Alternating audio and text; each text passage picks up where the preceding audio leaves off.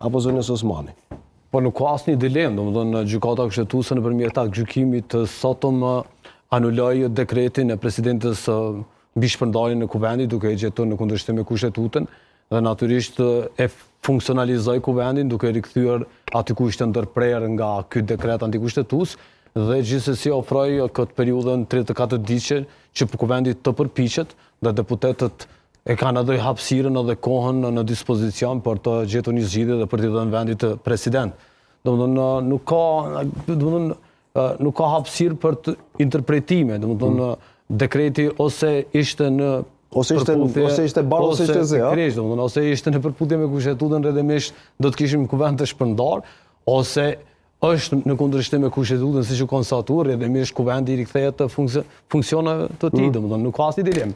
Pjesa tjetër është eufemizëm, domethënë për të përdorur fjalë politikisht korrekt në ndonjë rast për të thënë të njëjtën gjë.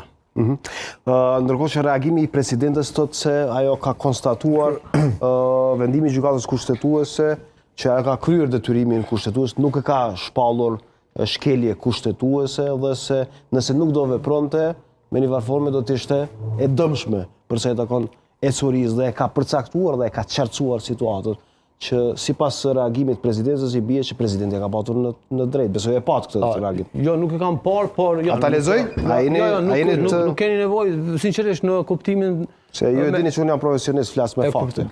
Faleminderit. Prandaj po them. Prandaj po them, a keni nevojë t'u lexoj edhe një? Jo, nuk kam nevojë sepse po e marr atë që tha, domethënë qoftë si parafrazim edhe si për mbledhje. Shko domethënë në kuptimin formal të ngushtë në gjykatën kushtetuese nuk ka pasur kërkesë që për objekt ka pasur vlerësimin ose konstatimin e shkeljes së rënd të kushtetutës nga ana e presidentës së Republikës. Ai do të ishte një rast tjetër që mund ta pasoj këtë gjykim. Sepse janë gjëra të qarta. Është kontestuar dekreti në kuptimin e mospërputhshmërisë me kushtetuesën dhe këtë ka konstatuar gjykata.